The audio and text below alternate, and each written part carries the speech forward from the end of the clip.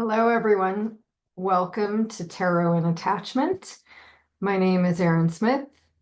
I am a professional tarot reader and an associate marriage and family therapist.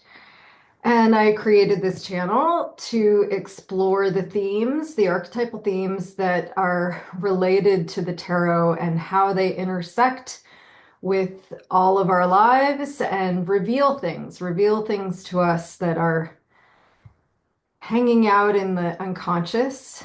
So, this is the weekly reading for the week of December 16th through the 22nd. I'm going to consult the cards and take a look at what constellations of energy and behavior might be coming up this next week and how our knowledge of them might help us to navigate these different emergent properties. That's Frida.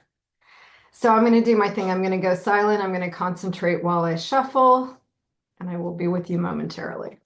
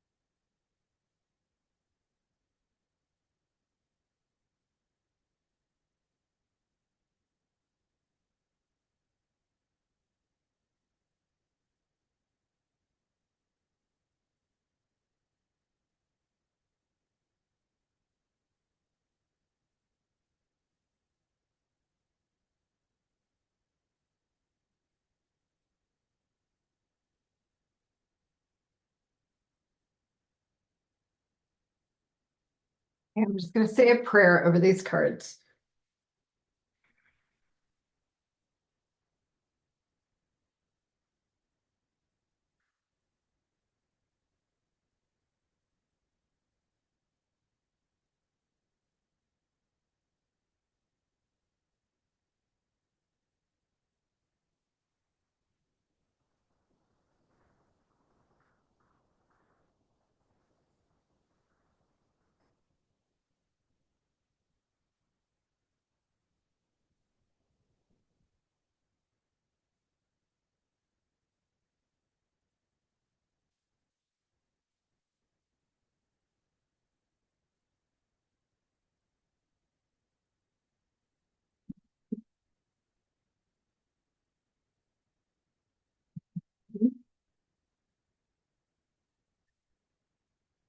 Wow.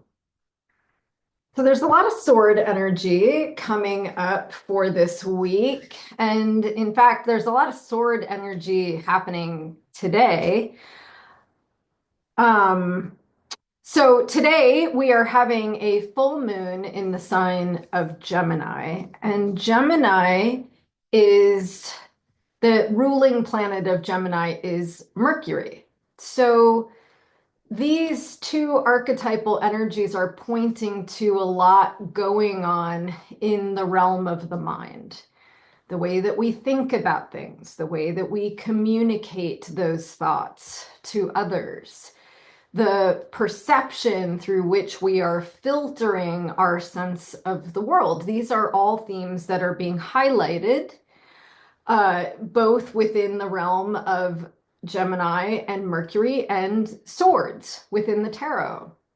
So, the other significant sort of astrological transit that's happening for us, also happening today, is that Mercury, that has been retrograde, is now moving forward today.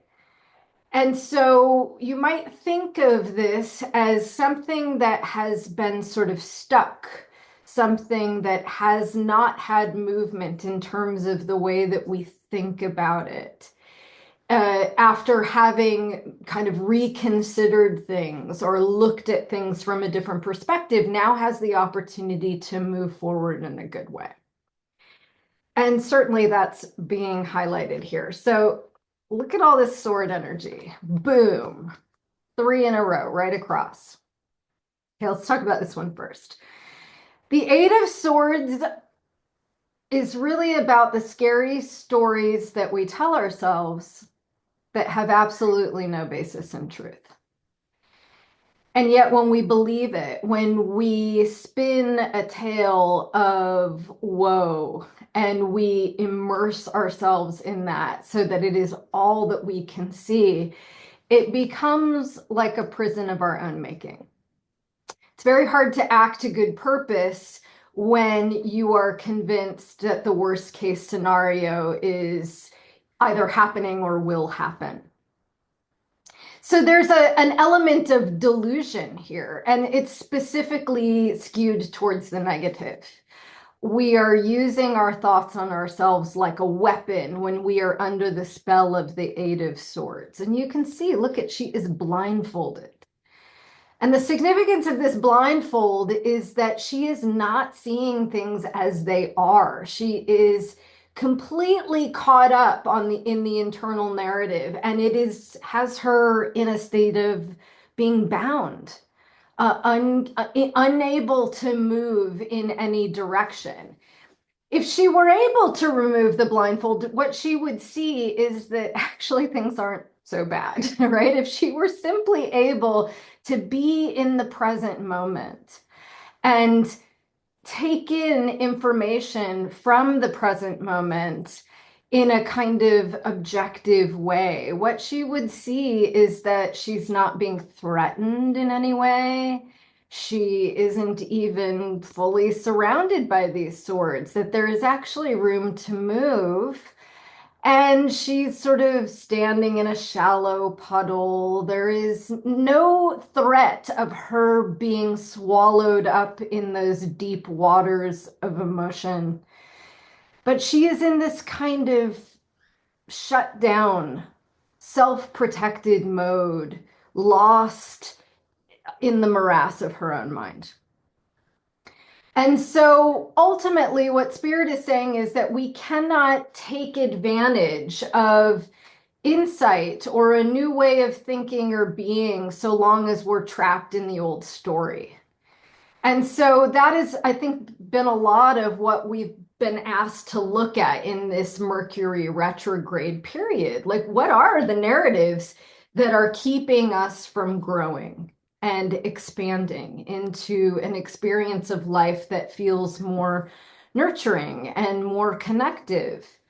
And then the Five of Swords is just like no ground gained or lost. It's a stalemate. And I sometimes link this card to something like writer's block.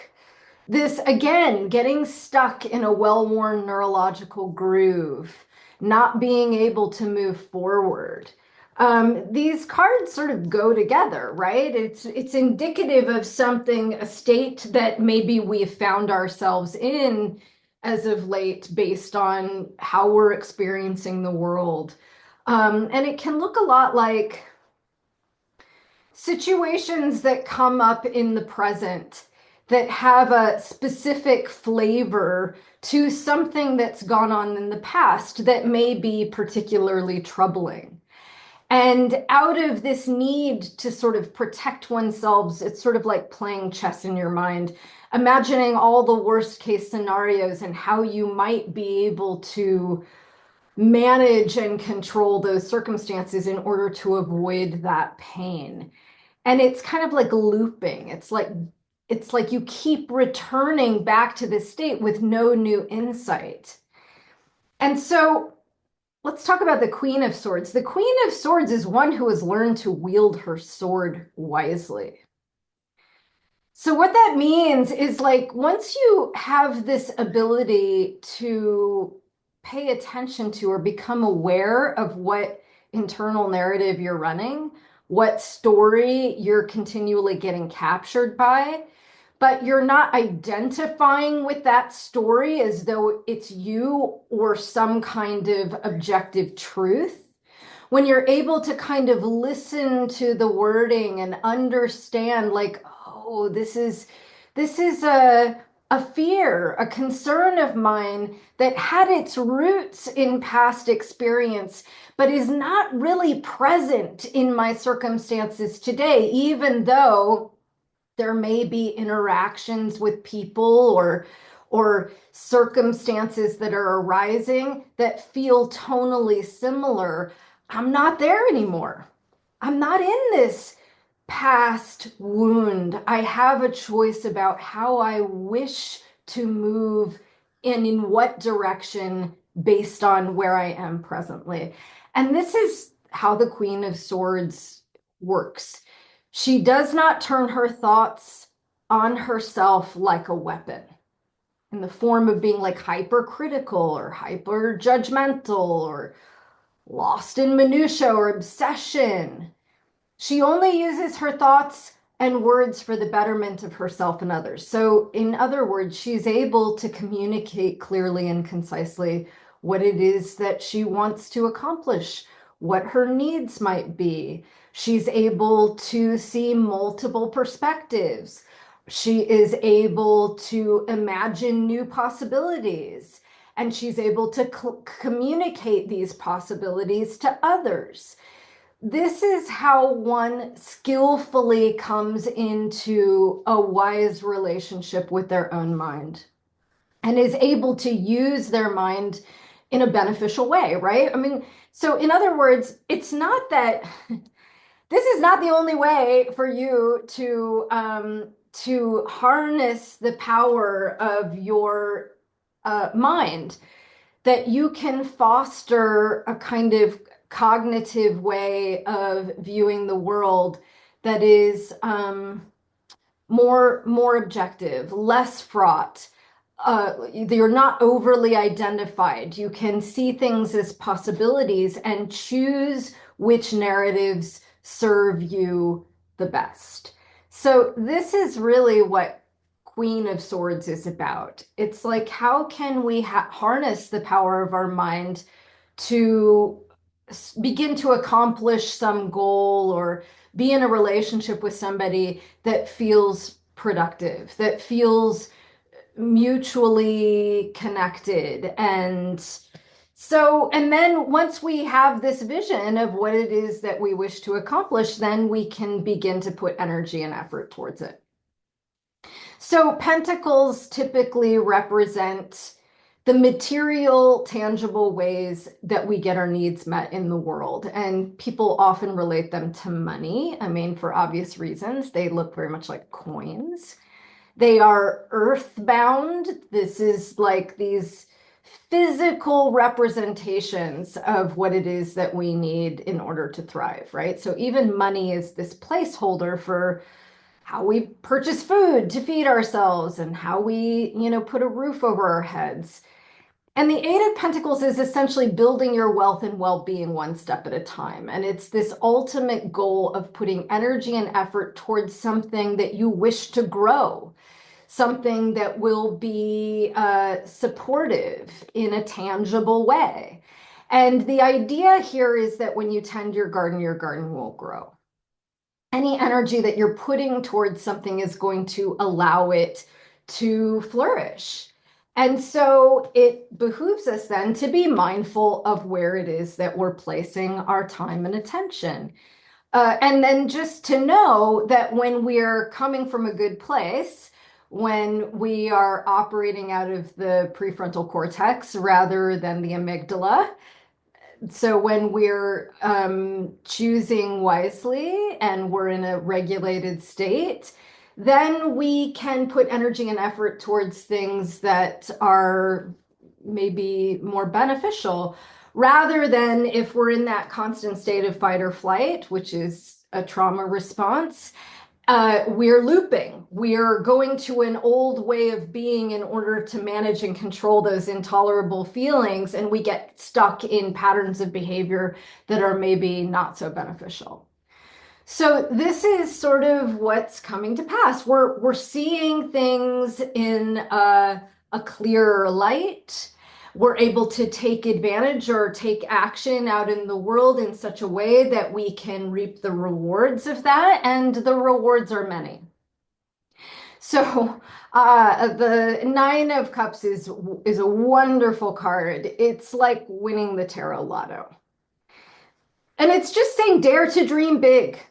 Because anything your heart desires can and will be made manifest. So, this is just a representation of sheer joy, pure success, emotional fulfillment, connection, and prosperity in all the ways that you might imagine, right? It's not limited to one area of life. So, this can be about deeply fulfilling relationships, it could be about making huge progress in the field of your choice.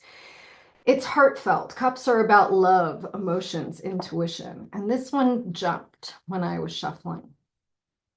So again, there's just this emphasis here on being in right relationship to the things that we desire and having enough mental acuity in order to orient ourselves towards them and put in the necessary energy and effort in order to build strong foundations and make those things grow in our own lives. It's a beautiful message today. We're getting unstuck. And so I certainly hope that that is the case for all of you. I wish you many blessings in the coming week. Take care.